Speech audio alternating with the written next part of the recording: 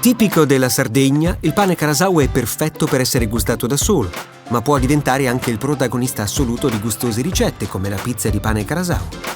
Scopriamo subito come prepararla. Cominciamo prendendo una teglia da forno. Ungiamola con dell'olio extravergine d'oliva e iniziamo a porvi delle fette di pane carasau, Che bagneremo in acqua tiepida per renderle più morbide.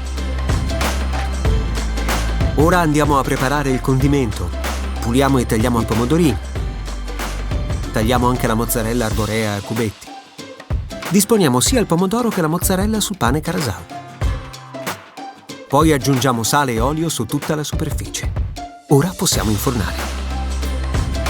Dovrebbero bastare 15 minuti, ma basta guardare se la mozzarella si sia sciolta per capire se la pizza è pronta. Sfornate e guarnite con qualche fogliolina di basilico. Ed ecco qui, pizza di pane carasau. Facile, veloce e super gustosa. Scopri la gamma di prodotti AD senza lattosio Arborea.